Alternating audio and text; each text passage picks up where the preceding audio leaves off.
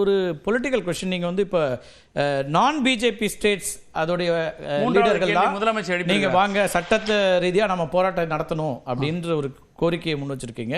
இப்போ ஒரு சட்ட போராட்டத்திற்கு திமுக தயாராகிறது அல்லது தமிழ்நாடு அரசு தயாராகிறது அப்படின்னு அதை பார்க்க வேண்டியிருக்காங்க. நிச்சயமா மாண்புமிகு முதலமைச்சருடைய ட்வீட்லேயே வந்து பார்த்தீங்கன்னா இது வந்து we will fight and we will வின்னு தான் சொல்லியிருக்காங்க. தேர்ட் கொஸ்டின் போட்ட முறைக்கு பிறகு இது எதை வந்து ஒரு அலாமிங் எல்லாத்துக்குமே தமிழ்நாடு வந்து ஒரு முன்னோடியாக இருக்குதுன்றது நம்ம பொலிட்டிக்கல் ரீதியாகவும் சரி அரசியல் ரீதியாக அரசியலமைப்பு ரீதியாகவும் வந்து பல விஷயங்கள் நம்ம பார்த்துருக்கோம். அந்த வகையில் தான் வந்து இது வழக்கு தமிழ்நாட்டு அரசின் சம்பந்தப்பட்ட வழக்காக இருக்கிற பட்சத்தில் இன்றைக்கி வந்து இந்த ரெஃபரன்ஸ் போகும்போது மாண்புமிகு தமிழ்நாடு முதலமைச்சர் இந்தியாவில் இருக்கக்கூடிய நான் பிஜேபி ஸ்டேட்ஸ்க்கெலாம் வந்து இப்போ அழைப்பு விடுக்கிறாங்க.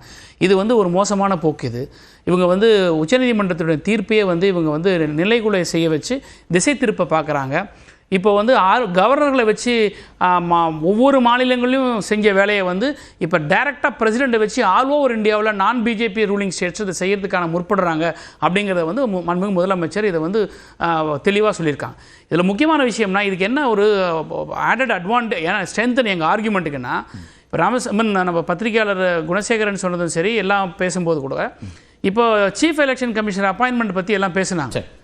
அதில் வந்து ஒரிஜினலாக இருந்தது வந்து உச்சநீதிமன்றத்துடைய தலைமை நீதிபதி ஒருத்தர் இருக்கணும். Okay, prime minister opposition leader of ஆனால் இவங்க என்ன கொண்டு வந்தாங்க சட்டம் யூனியன் மினிஸ்டர் ஒருத்தரை சேர்த்துக்கிட்டாங்க.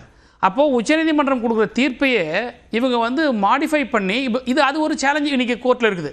ஸோ இந்த ஒன்றிய அரசு உச்சநீதிமன்றத்துக்கு முரணாக நேரடியாக போயிட்டு இருந்ததெல்லாம் போய் வைஸ் பிரசிடென்ட் ஆஃப் இந்தியா வந்து சுப்ரீம் பவரா இல்லை சூப்பர் பார்லிமெண்ட்டான்னு கேட்குறாரு. இப்போ பிரசிடென்ட் ஆஃப் இந்தியா வச்சு இப்போ ஆர்டிகல் 143ல் இவங்க வந்து ஒரு ரெஃபரன்ஸ் கேட்குறாங்க. இதெல்லாம் என்ன நடக்குதுன்னா ஒரு அட்மினிஸ்ட்ரேஷனை முறையாக நடத்துவதற்கு ஒரு தடைக்கல் போடுறாங்க. இவங்க வந்து ஒரு தடையாக இருக்கிறாங்க. இதை வந்து செய்கிறது இதை தான் முதலமைச்சர் அவர்கள் நீங்கள் வந்து